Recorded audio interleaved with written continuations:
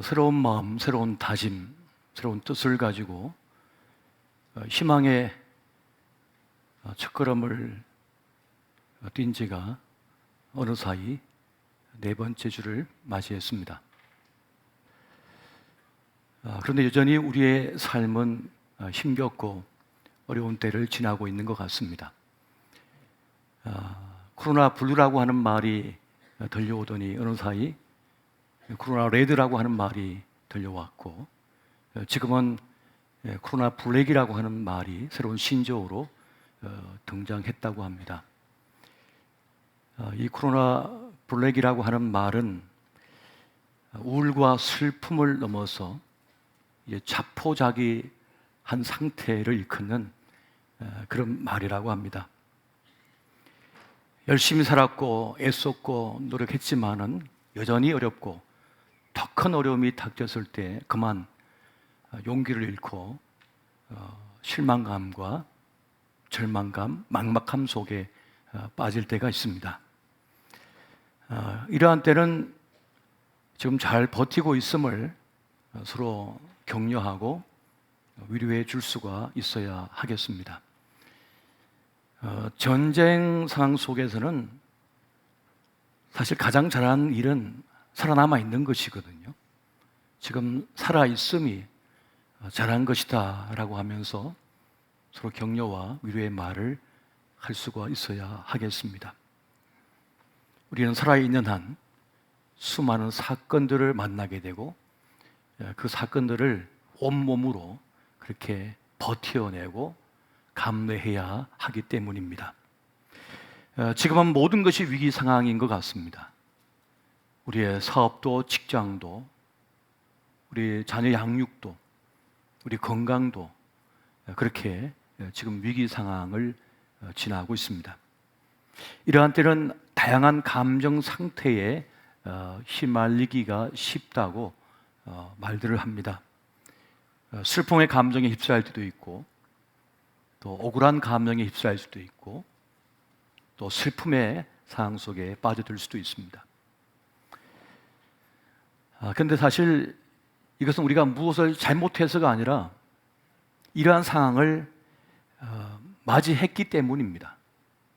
누구의 책임도 아니며 갑작스럽게 우리에게 닥친 그런 상황 속에 우리가 던져진 것입니다. 억울한 감정을 말할 때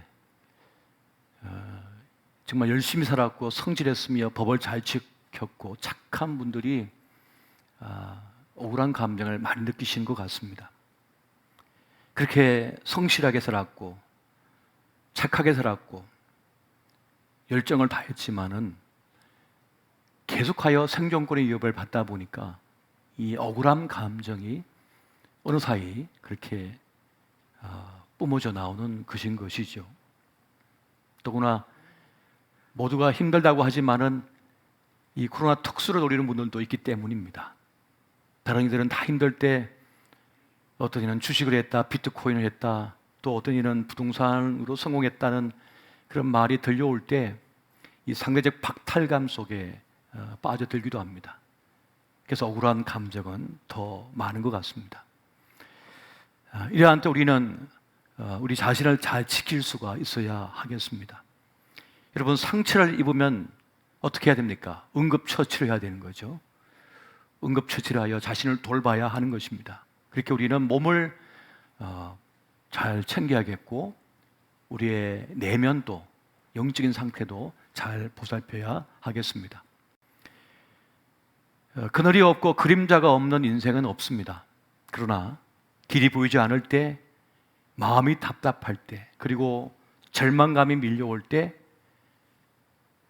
내가 찾아갈 수 있는 사람, 만날 수 있는 사람, 물어볼 어떤 대상이 있는 사람은 사실 행복한 사람일 것입니다. 그가 있음 그 자체가 나에게 위로가 되고 힘이 될 때가 있습니다. 그를 떠올리기만 해도 마음의 위로가 되고 용기가 솟을 때가 있는 것이죠. 그런데 반대로 그 한 사람이 없는 사람은 참 불행합니다. 답답합니다. 그렇게 힘겨운 때를 지나고 있는 분들이 참 많은 것 같습니다. 모든 만남은 사건을 일으킨다고 했습니다. 모든 참된 삶은 만남이라고 하는 말도 있습니다만, 만남은 어떤 형태로든 사건을 일으킵니다. 다른 말로 하면 바로 변화를 일으키는 것입니다. 어떤 만남은 더 나은 삶을 꿈꾸게 만듭니다. 또 어떤 만남은 절망과 실망 속에 있는 나를 다시 일으켜 세우기도 합니다. 또 어떤 만남은 나에게 용기를 주고 살 맛을 느끼게 합니다. 그래서 하나님께서는 이 어려운 때를 만난 우리에게 말씀하시기를 서로 격려하라, 서로 위로해 주라, 그렇게 지금 말씀하고 계시는 것입니다. 이 격려하다라고 하는 말을 살펴보게 되면 그 말은 권고하다라고 하는 말의 뜻도 있습니다만, 또 다른 식으로는 북돋워 준다라고 하는 그런 뜻을 가지고 있기도 합니다. 저는 두 번째, 북돋워 준다라고 하는 말이 이 격려하다는 말에 더 좋은 뜻이 아닐까 하는 생각을 가지고 있습니다. 이 북돋다라고 하는 말을 살펴보게 되면 이 북이라고 하는 말과 돋우다라고 하는 말의 합성어입니다. 결합된 말인 것이죠. 북은 바로 초목의 뿌리를 싸고 있는, 덮고 있는 흙을 말하는 것이고, 돋우다라고 하는 말은 농부가 호미 같은 것으로 그 흙을 위로 끌어올려 주거나 덮어주는 그런 행동을 말하는 것입니다. 비바람이 거세게 불고 지나간 다음에, 또 태풍이 와서 휘몰아치고 간 다음에 농부는 밭으로 나가서 농작물에 그 흙이 씻겨져 내려가고, 그래서 뿌리가 드러나 있는 것을 보고 호미로 흙을 퍼다가 끌어올려다가 덮는 것을 보게 됩니다. 뿌리를 보호해주고 생명을 살펴주는 것이죠. 이것이 바로 북돋다라고 하는 말의 모습이 됩니다. 그것처럼 지금 우리는 우리의 생명을, 우리의 삶을 서로 북돋아주는, 격려해야 하는 그러한 때를 지금 살아가고 있습니다. 그렇게 이 북돋다라고 하는 이 말, 그것은 사랑이고 배려이며 바로 돌보는 것임을 우리가 알아야겠습니다. 그런 분들이 있습니다. 누군가의 허물을 보면 그걸 자꾸 덜쳐내는 거예요. 그걸 덜쳐내고 다 알려주는 사람이 있는 반면에 누군가의 허물을 보면 덮어줍니다. 그걸 비난하거나 조롱하지 않습니다.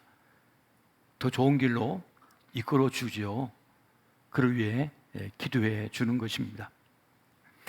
그렇게 낙심한 이들, 상처받은 이들을 돌봐주는 삶, 또 보살펴주고 품어주는 것, 이것이 바로 생기를 불어넣는 일이요, 이것이 바로 격려하는 일이 될 것입니다. 브라이언 헤어라고 하는 진화 인류학자이며 심리학자가 있습니다. 그가 그런 책을 썼습니다. 다정한 것이 살아남는다. 그의 책을 읽다가 한 부분에서 제가 참 옳다라고 한 생각을 가졌는데요. 그는 이렇게 말을 합니다. 적자 생존은 최악의 생존 전략이었다.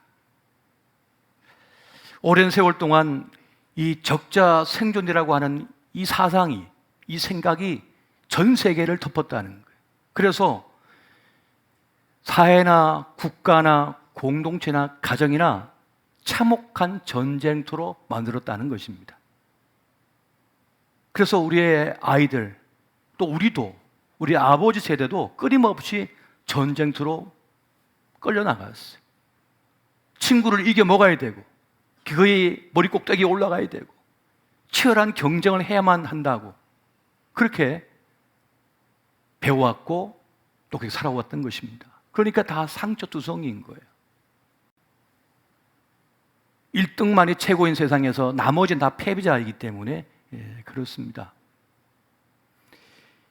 이 다윈의 종의 기원 제5판이 나오던 1869년도에는 강하고 냉혹한 자들만이 살아남을 것이라고 한 사상이 팽배했습니다. 이것이 집단 의식 속에 자리를 잡았던 것이죠. 다윈은 그런 말을 합니다. 적자 생존이 더 정확하며 더 편리하다. 그래서 이 자연 선택의 대안으로 이 개념을 그가 제시했던 것입니다. 그런데 그가 이제 나이가 들면서 깊은 사색에 들어가고 자연을 살펴보게 됩니다. 그러면서 자연이 가진 친절, 협력을 관찰하면서 깊은 인상을 받죠. 그래서 나중에 이렇게 말을 합니다.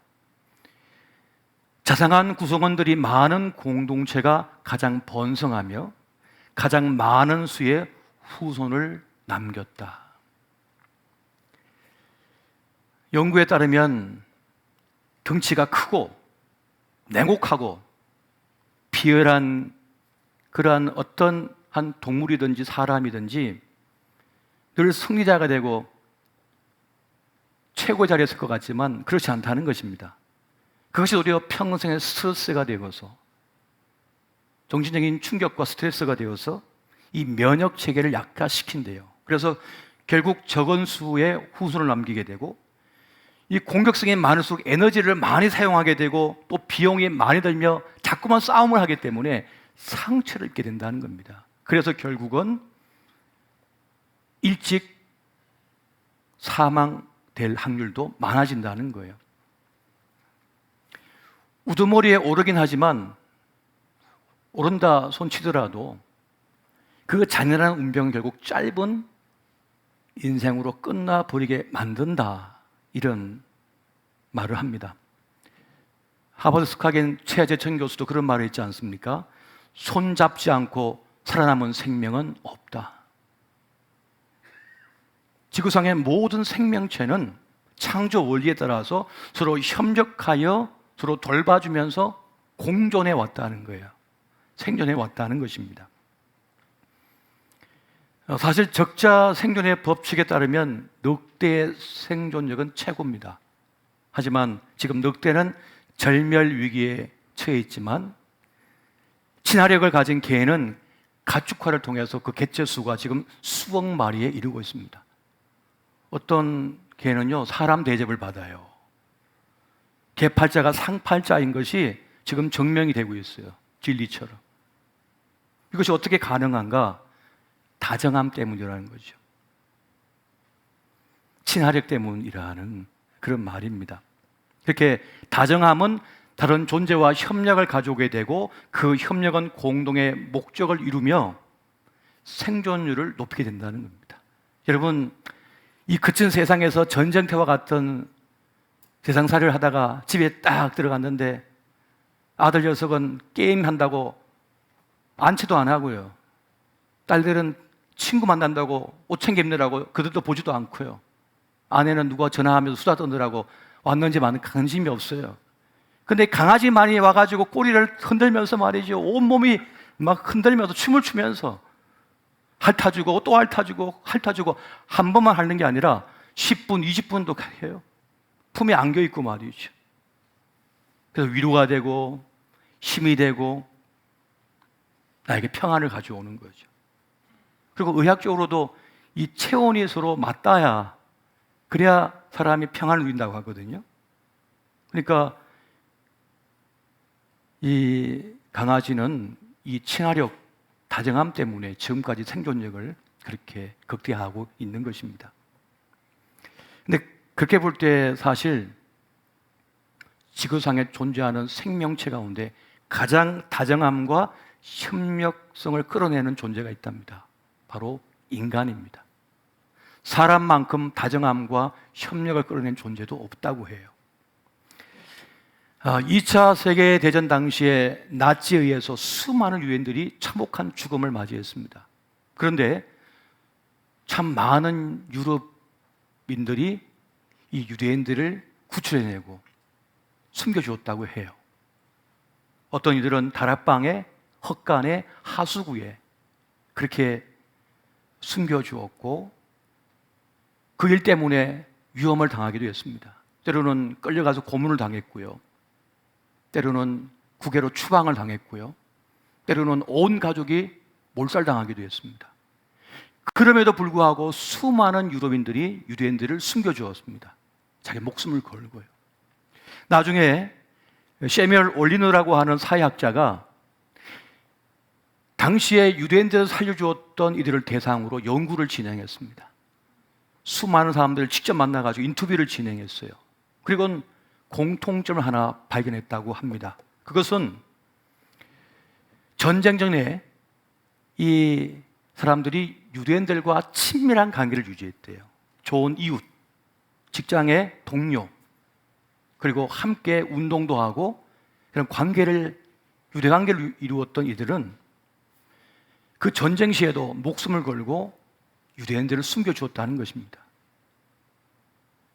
이 다정함, 이 친밀함, 유대 관계가 그렇게 자기 목숨을 걸 만큼 가치가 있는 결과를 가져왔다는 것입니다.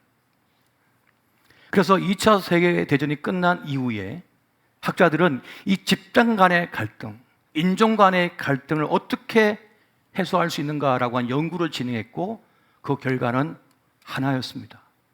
그건 바로 접촉하는 거예요. 유대관계를 형성하는 것이었습니다. 그리고 이것을 형성할 수 있는 최고의 장소가 어디냐?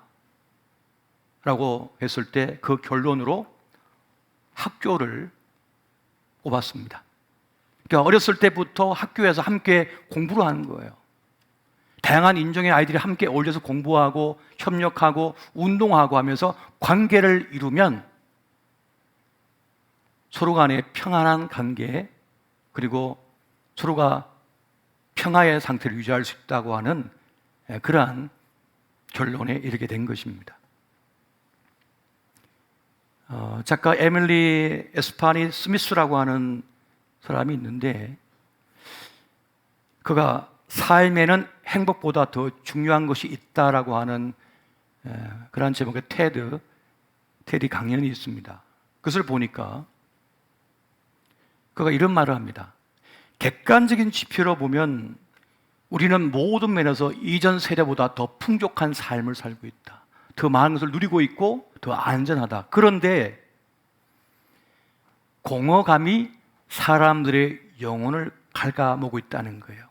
그래서 이전 세대보다 더 많은 사람들이 자살을 하고 있다는 겁니다. 그건 유럽이나 아시아나 다 같대요. 아메리카 대륙이나. 그리고 문제는 점점 어린 아이들이 자살한다는 겁니다. 이게 뭐냐는 거예요. 우울증 진단을 받지 않은 사람들도 그렇게 말을 한답니다. 정말 인생이 이게 단가? 그런다는 거예요. 그래서 연구에 따르면 사람들이 절망하는 것은 행복하지 않기 때문이 아니라 다른 무엇인가가 부족하기 때문이다라고 하는 결론을 가지게 되었습니다. 행복한 것이 아니라 행복한데 그보다 더 중요한 걸 놓치고 있다는 거예요. 그게 빠졌다는 거예요. 그것은 바로 삶의 의미라는 것입니다. 사람은 의미를 먹고 사는 존재라는 거예요. 자기 존재감을 먹고 사는 존재라는 것입니다. 그래서 행복감보다 더 중요한 인생의 재료는 바로 의미를 발견하는 것입니다. 심리학자들은 행복에 대한 정의를 내리기를 행복은 안정감 있고 편안하고 기분이 좋은 상태라고 합니다. 하지만 삶의 의미는 이 행복감보다 더 심오한 거, 더 깊은 것을 지금 말하고 있는 것입니다. 그래서 마틴 셀리그만이라고 하는 심리학자는 삶의 의미를 이렇게 정의합니다. 삶의 의미는 누군가와 유대감을 느끼고 타인을 위해 봉사하며 자신 안에 있는 최고의 것을 끌어내는 것이다 라고 그렇게 정의를 내리고 있습니다. 사람들은 행복하기 위해서 강박적으로 뭔가 소유해야 된다고 생각을 해요. 그래서 좋은 거 있으면 자꾸 사서 입습니다. 목에 걸칩니다. 팔에 두릅니다. 그리고 얼굴에 발라요. 그런데 좀 지나면 별로 행복하지가 않은 거예요. 그런데 TV를 보니까, 인터넷을 보니까 이게 없어서 그래요. 이게 없어서 그렇다고. 그래서 그걸 또 사서 걸칩니다. 또 목에 겁니다. 얼굴에 쳐바릅니다. 그래도 별로 행복하지가 않은 거예요. 잠깐뿐이거든요. 그런데 끊임없이 계속해서 이게 없어서 그렇다고, 이걸 안 타서 그렇다고, 이 집에 들어가 살지 않기 때문이라고 계속해서 말하는 거예요. 그런데 행복하지가 않은 거예요. 얼마 가질 못하는 거예요. 여러분, 사람은 삶의 의미를 먹고 사는 존재입니다. 그 의미를 찾아야만 영원히 만족을 얻어요. 삶의 충만함을 느낄 수가 있게 되어집니다. 그래서 삶의 의미를 찾은 사람은 상처를 받아도 금방 회복돼요. 이 삶의 의미를 찾은 사람은요. 그리고 갈등상에 놓여서도 잘 극복해야 됩니다. 결혼 생활도 잘 지켜내고 자기의 직장 생활도 잘 버텨냅니다. 그럼 어떻게 해야 이 삶의 의미를 찾아낼 수 있으며 의미 있는 삶을 살아갈 수가 있을까요? 에밀리 스파니 스미스는 그의 연구 끝에 이렇게 이 삶을 지탱하는 4가지 기둥이 있어야 된다고 그렇게 제안을 합니다. 첫 번째는 유대감이 있어야 된대요. 유대감. 서로의 가치를 인정하고 받아들여주고 존중하는 그 유대관계가 있어야 된다는 거죠. 이 관계를 잘 맺어야만 그 관계성 속에서 자기를 확인할 수 있다는 겁니다. 여러분, 아기 때 우리가 엄마 아빠가 말이죠, 할아버지 할머니가 아이고 예쁘다, 아이고 내 보석이다고 끌어안고 뽀뽀하고 뭐 안아주고 뭐 끝도 없이 그렇게 스킨십을 하잖아요. 그럼 이 얘기가 나는 쓸만한 인간인가 봐 하면서 스스로 느끼는 거예요. 이 얘기가 난 괜찮은 존재네. 확인을 받는 거예요. 자꾸만. 가까운 친구로부터, 가까운 주변에 있는 사람들로부터 그러한 인정을 받을 때 그때 영혼의 만족을 얻기 시작합니다. 그 유대관계가 그렇게 중요한 것이죠. 인간 대 인간에서 존중받고 사랑받고 소중히 내가 다루어지고 있다고 하는 사실을 알 때 자신의 존재감을 깊이 누리게 되는 것입니다.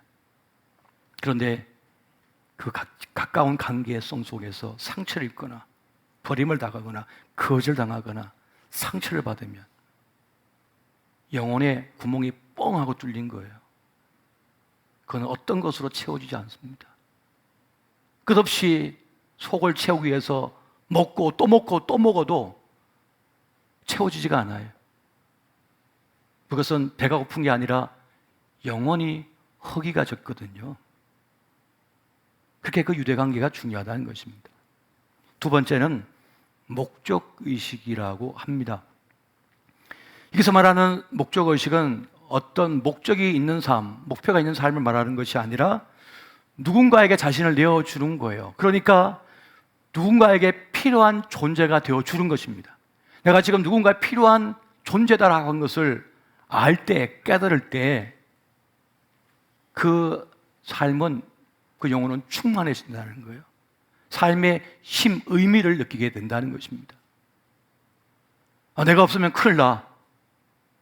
내가 보살펴 줘야 돼. 내가 챙겨줘야 돼. 라고 하는 그 사람에게 내가 꼭 필요한 존재라고 하는 것을 인식할 때, 그걸 알고 있을 때, 또 그런 삶을 살아갈 때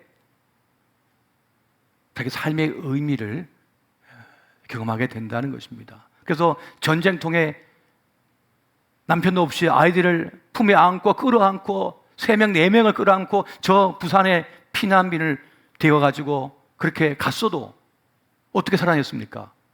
내가 없으면 이 새끼들 어떡하나, 이 자식들 어떻게 하나, 내가 이 애는 내가 살려놓고 내가 살아야지 하는 마음으로 다 버텨낸다는 거예요. 그 삶의 의미를 가지게 된다는 것이죠. 세 번째는 초월성이라고 합니다. 다시 말하면 자신을 초월해 버리는 거예요. 내가 어떤 직업을 갖고 있고 어떤 삶을 살고 있든지 상관이 없이 그것을 넘어설 수 있는 초월하는 것이 필요하다는 것입니다.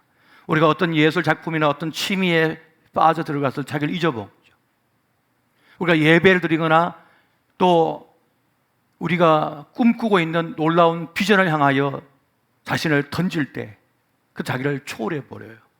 더 높은 이상과 비전, 꿈을 위하여 자신을 던져버렸을 때 자기의 힘겨운 삶을 초월해 버린다는 거죠. 그걸 초월할 때 사람은 참된 기쁨, 삶의 의미를 경험하게 된다는 것입니다. 네 번째는 스토리텔링이라고 해요. 그러니까 자기 삶의 이야기의 주인공으로 자기가 살아가고 있다고 하는 것을 인식하는 거죠. 내가 지금 힘겨운 때를 살아가고 있지만 내 인생의 길을 걷고 있다라고 하는, 그리고 더 멋진 인생이 되어야 한다고 하는 자기 삶의 이야기를 내가 써가고 있다고 하는 사실을 인식하는 사람, 더 나은 삶을 살고자 애쓰는 그러한 사람은 삶의 의미, 인생의 의미를 경험하고 있다는 것입니다. 그렇게 인생이라고 하는 집을 건축하기 위해서는 자기 자신의 삶의 의미를 지탱하는 네 가지 기둥이 필요하다고 이렇게 제안을 하고 있는 겁니다. 제가 이것을 읽고 곰곰이 생각하다가 그러면 우리 그리스도 예수의 사람들은 이미 이 네 가지 기둥은 다 가지고 있는데 지금 이걸 살고 있는데라고 하는 생각이 들었어요. 그럼 먼저는 우리는 이미 하나님의 자녀가 되어서 우리는 하나님과 나 사이에 모든 장벽을 없애고 아버지와 아들, 아버지와 딸로서 지금 삶을 살아가고 있잖아요. 그리고 우리는 주님 안에서 한 형제 자매가 되어서 함께 유대관계를 유지하며 살아가고 있습니다. 어떤 직업을 가졌든지 어떠한 이름으로 살았든지 상관이 없이 교회에서는 성도님, 형제님, 자매님, 집사님, 권사님, 장로님으로 불려지고 있습니다. 세상의 신분이 아닌 거죠. 하나님 나라의 신분으로 우리가 불림을 받으며 서로를 존중하고 살아가고 있습니다. 그가 재산이 있다 하여 없다 하여, 그가 잘났다 하여 못났다 하여 상관이 없이 우리는 서로 존중하고 존귀하게 여기며 천하보다 귀한 생명으로 여기고 그렇게 끈끈한 관계를 유지하며 살아가고 있습니다. 이미 교회 안에서는 이것이 이루어지고 있다는 것입니다.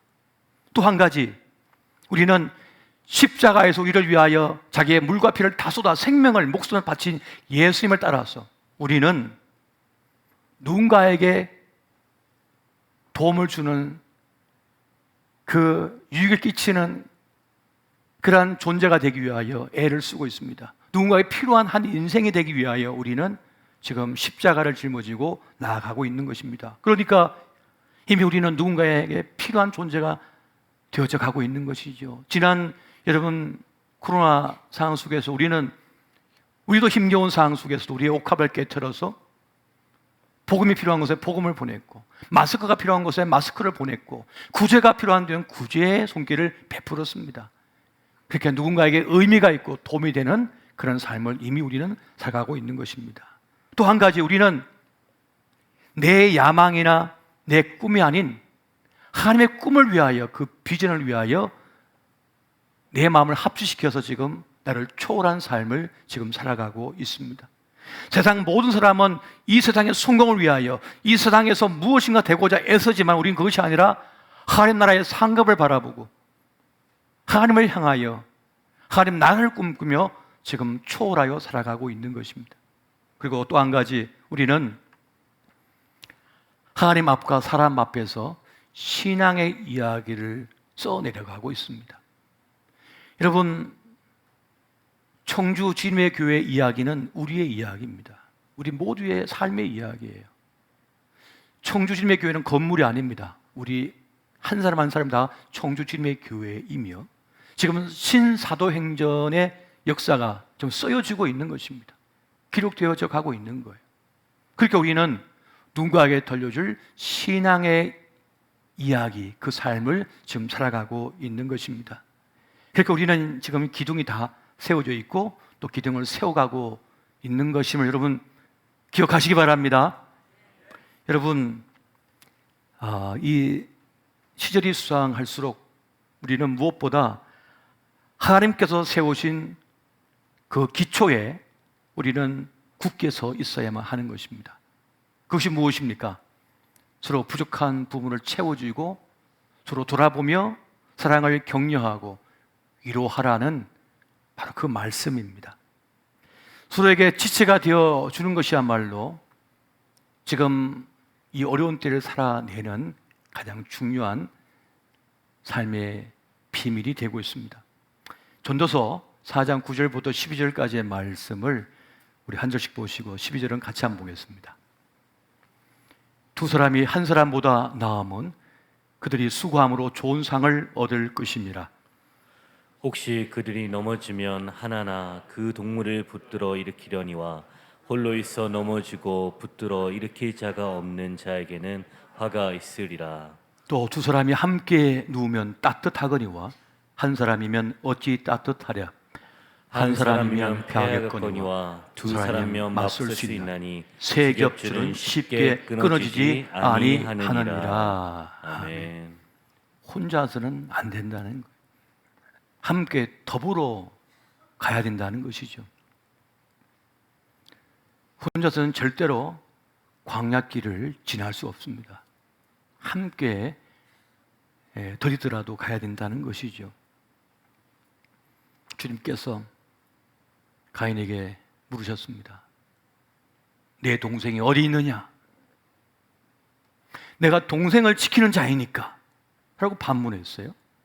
그런데 주님은 무엇을 말씀하고자 하신 것이었을까요? 그래, 너는 동생을 지키는 자니라. 동생을 경쟁 상대로 삼는 것이 아니라, 대적으로 삼는 것이 아니라 너는 동생을 지키는 자이니라 라고 말씀하시는 것입니다. 그것처럼 오늘 주님께서 말씀하시기를 그가 살아야 너도 산다라고 말씀하는 거예요. 그를 살려야만 너도 살 수 있다라고 말씀하시는 거예요.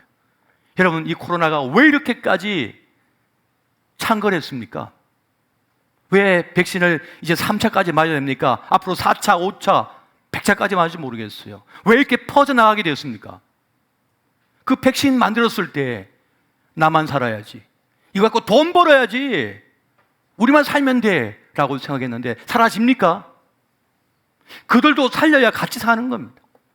이게 하나님의 법칙이고 생명의 법칙이며 창조 섭리인 것이에요. 근데 인간은 적자 생존, 나만 살면 돼, 나만 괜찮으면 돼 라고 생각한단 말이에요. 그래서 주님은 아니라고 말씀해요. 그를 살려야 너도 살 수 있는 것이다, 같이 사는 것이다 라고 말씀하시는 것입니다.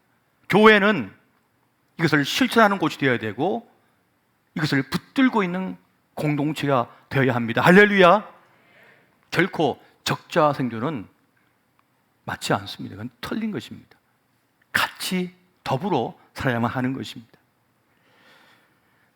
존 맥스웰 목사는 그런 말을 합니다. 격려한다는 것은 영혼에 산소를 공급하는 것이다. 여러분, 촛불이 하나 타오르고 있는데 그곳에 뚜껑을 덮어버리면 그 촛불은 꺼져버립니다. 지속적으로 산소가 공급되어져야만 그 불이 꺼지지 않고 살아낼 수가 있는 것입니다. 살다 보면 우리 내면의 불꽃이 꺼져갈 때가 있어요. 발버둥을 쳐요. 살아내려고 해요. 그런데도 불꽃이, 그 생명의 불꽃이 꺼져갈 때가 있어요.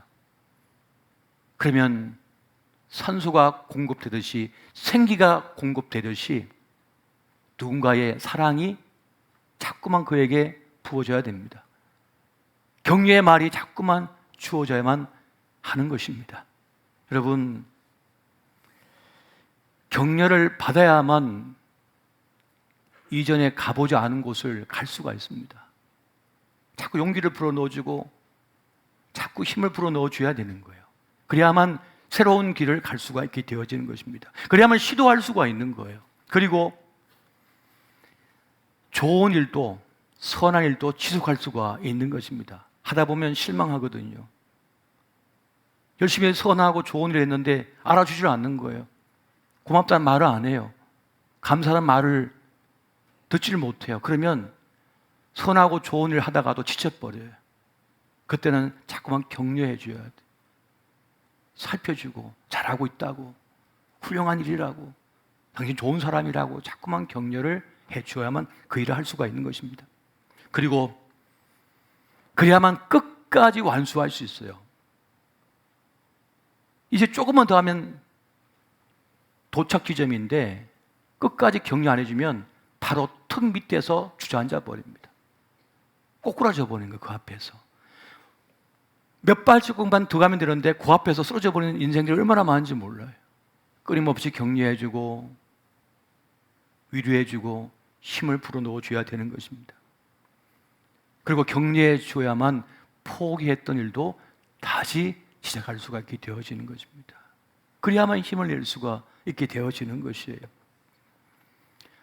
저는 이 말씀을 준비하면서 성경 구절은 아니지만 그 말이 계속 제 내리를 계속 때렸어요. 그것은 서로 손잡지 않고 서로 손을 잡지 않고 살아남은 생명이 없다는 말. 그 말이 그렇게 저에게 와닿더라고요. 제가 얼마 전에 병원에 다녀왔는데 이 다리에 뭐가 좀 이렇게 있어서 그거를 치료받으러 갔더니 나의 지긋한 의사 선생님이 그러시는 거예요. 저를 한번 보더니 그 손으로 제 이 다리를 만지더니 붙들더니 그냥 사세요. 괜찮아요. 아무 이상 없어요. 그러는 거예요. 그런데 요즘 코로나 시대잖아요. 그래서 제가 이 소독한 손입니까? 뭐 이렇게 할 수도 있는데 근데 그 손이 제 다리에 닿게 접촉되는데 따뜻한 손길이 느껴져서 이분은 제가 개인적으로 아는 분도 아니지만 큰 위로가 되더라고요. 큰 위로가 되면서 마음이 평안해지는 거예요. 잠깐 이렇게 다리를 잡고 쓰다듬으면서 괜찮습니다. 건강합니다. 좋습니다. 그러는 거예요. 그 잠깐 동안의 접촉인데도 그 다정한 말씀인데도 말이죠. 지금 우리에게 필요한 것은 무엇일까요? 그것은 바로 서로 격려해주고 위로해주고 다정하게 말을 건네주는 것입니다. 그것이 우리를 살리는 것입니다. 오늘 주님께서 우리에게 말씀하십니다. 서로 위로해주고 격려해주라. 그렇게 이 어려운 때를 이겨내는 저와 여러분 되시기를 예수 이름으로 축원드립니다.